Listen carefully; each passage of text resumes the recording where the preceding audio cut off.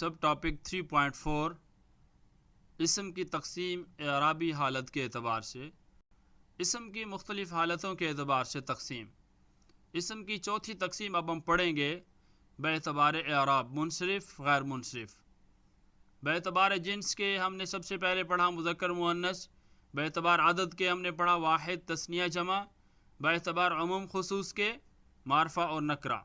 अब हम पढ़ेंगे चौथी तकसीम है इसम की बेतबार एराब के, मुनसरिफ़ और गैर मुनसरिफ़। एराब के एतबार से इसम की अक़साम, मुनसरिफ़ और गैर मुनसरिफ़। मुनसरिफ़ वो इसम है जिसमें गैर मुनसरिफ़ के 9 असबाब में से 2 सबब या एक ऐसा सबब जो 2 के कायम मकाम हो ना पाया जाए, जैसे खालिदुन अमरुन। गैर मुनसरिफ़ वो इसम है जिसमें गैर मुनसरिफ़ के 9 असबाब में से 2 सबब या एक ऐसा सबब जो 2 के कायम मकाम हो पाया जाए, जैसे मररतु बिअहमदा, बिअहमदा। तो मररतु बिअहमदा की मिसाल में जो अलम है, नाम जो अहमद है, ये गैर मुनसरिफ़ है। अब देखना ये है कि गैर मुनसरिफ़ के वो 9 असबाब कौन से हैं कि जब 9 असबाब में से 2 सबब किसी लफ्ज़ में आएंगे तो वो लफ्ज़ गैर मुनसरिफ़ हो जाएगा। और अगर उसमें कोई 2 सबब नहीं है या कोई एक सबब जो कि बड़ा स्ट्रांग हो, मजबूत हो, जो 2 के कायम मकाम हो, वो भी नहीं है, तो उसको फिर हम मुनसरिफ़ कहेंगे, यानी ऐसे लफ्ज़ को मुनसरिफ़ कहा जाएगा। नोट के अंदर हम पढ़ रहे हैं गैर मुनसरिफ़ का हुक्म। गैर मुनसरिफ़ पर कसरा और तनवीन नहीं आ सकती, जबकि मुनसरिफ़ पर कसरा और तनवीन आ सकती है। आइए गैर मुनसरिफ़ के असबाब पढ़ते हैं। गैर मुनसरिफ़ के असबाब पढ़ने के बाद ही हमें सही तौर पर गैर मुनसरिफ़ की तारीफ़ समझ में आएगी। जब तक हम गैर मुनसरिफ़ के असबाब नहीं पढ़ेंगे, हम गैर मुनसरिफ़ को नहीं समझ सकते। आइए गैर मुनसरिफ़ के असबाब पढ़ते हैं। असबाब गैर मुनसरिफ़ 9 सबब हैं: अदल, वस्फ़, तानीस, मारफा, उजमा, जमा मुंतहल जुमू, वज़न फ़ेल, तरकीब, अलिफ नून ज़ाइदतान। इनकी साथ साथ मिसालें देखें। ये असबाब के नाम दिए गए हैं। अदल, उसकी मिसाल है उमर। दूसरा सबब है वस्फ़, उसकी मिसाल है अहमर। तीसरा सबब है तानीस, उसकी मिसाल है फ़ातिमातु। और चौथा सबब है मारफा, उसकी मिसाल है इस्माइल। पांचवा सबब है उजमा, उसकी मिसाल है इब्राहीम। और छठा सबब है जमा मुंतहल जुमू, उसकी मिसाल है मसाजिदु। सातवां सबब है वज़न फ़ेल, उसकी मिसाल है अफ़ज़लु। आठवां सबब है तरकीब, उसकी मिसाल है बअलबक्कु। और नौवां सबब है अलिफ नून ज़ाइदतान, उसकी मिसाल है इमरान। आइए गैर मुनसरिफ़ की मुख्तसर वजाहत पढ़ते हैं। अब हम ये समझते हैं कि अदल क्या होता है, वस्फ़ क्या है, तानीस क्या है, मारफा क्या है, उजमा क्या है। आइए इनमें से हर एक को तफसील से पढ़ते हैं। आसान सी बात है। यहाँ पर अगर आप समझना चाहें, हम नंबर 9 से शुरू करते हैं। अलिफ नून ज़ाइदतान का मतलब ये है कि जिसमें अलिफ और नून ज़ायदा हों। आसान सी बात। कोई ऐसा लफ्ज़ जिसमें अलिफ और नून ज़ायदा आ रहे हैं, आखिर में अलिफ और नून आ रहे हैं, और वो कोई अलम है, कोई नाम है और उसमें अलिफ नून ज़ायदा आ रहे हैं आखिर में, तो इसको अलिफ नून ज़ाइदतान कहते हैं। तरकीब का मतलब ये है कि मुरक्कब मना सर्फ, जैसे आपने पढ़ा बअलबक्कु, बअलबक्कु। मुरक्कब मना सर्फ कि कोई भी अगर तरकीब आएगी, कोई भी ऐसा लफ्ज़ आएगा, तो वो भी गैर मुनसरिफ़ के असबाब में से एक सबब होता है। वज़न फ़ेल का मतलब ये है कि कोई ऐसा इसम हो, उसका वज़न फ़ेल वाला हो, जैसे बहुत से ऐसे नाम हैं, अकरम, असलम, अमजद वगैरह। और छठा सबब था जमा मुंतहल जुमू, यानी इंतहाई दर्जे की जमा, जमउल जमा। मसाजिद, बहुत सी मसाजिद, इसको इंतहाई यानी जमा मुंतहल जुमू, जमउल जमा इसे कहते हैं। और उजमा का मतलब यह है कि ऐसा लफ्ज़ जो आजमी हो और आजमी से वो अरबी ज़बान में इस्तेमाल होने लगे, यहाँ तक कि उस ज़बान का हिस्सा बन जाए। जैसे इब्राहीम, वैसे तो ये अल्फाज इब्रानी ज़बान के हैं, आजमी हैं, लेकिन ये अरब में इस्तेमाल होने लगे और अब ये अरबी अल्फाज हैं।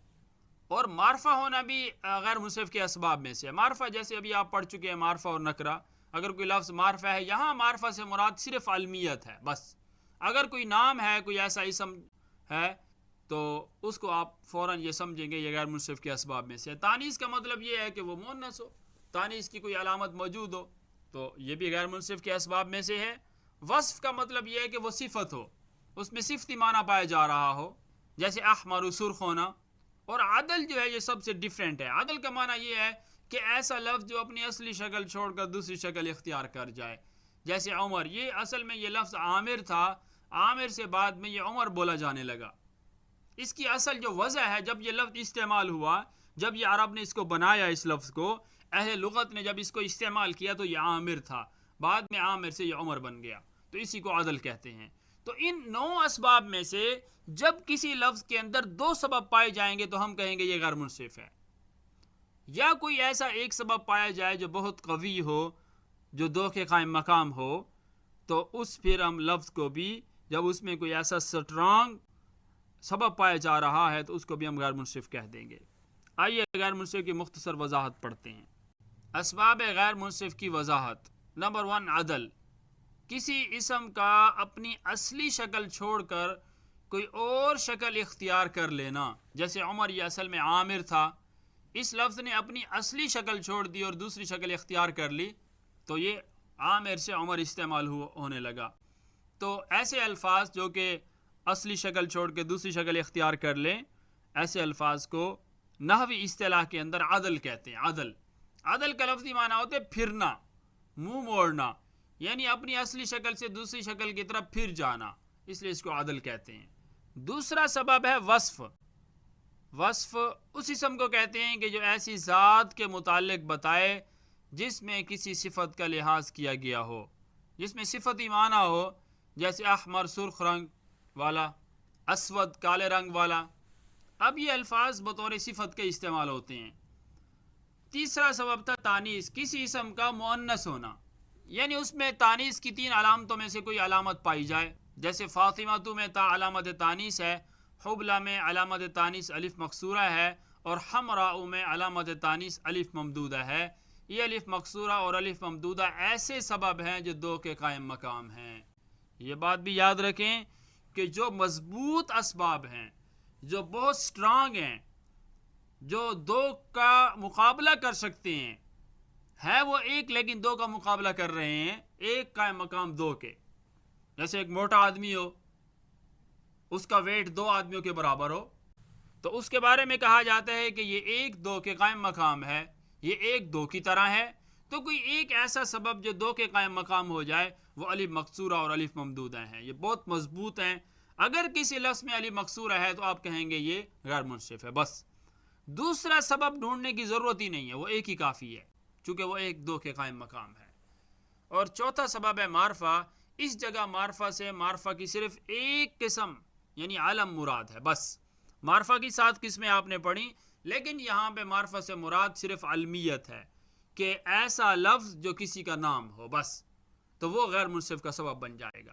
اور عجمہ اس لفظ کو کہتے ہیں جس کو غیر عرب نے وضع کیا ہو، بنایا ہو، اور غیر عرب سے وہ عرب میں آ جائے، ایسے لفظ کو عجمہ کہتے ہیں. جیسے عجمی کہا جاتا ہے کہ یہ عجمی ہیں اور یہ عربی ہیں، ایسے ہی الفاظ بھی عجمی ہوتے ہیں اور عجمی سے عربی بن جاتے ہیں. نمبر 6، جمع. چھٹا سبب وہ جمع جو منتہی الجموع ہو، یعنی انتہائی جمع، کہ اس کی دوبارہ جمع مکسر نہ آ سکے، اس کی دوبارہ جمع نہ لائی جا سکے. اس کی پہچان یہ ہے کہ اس میں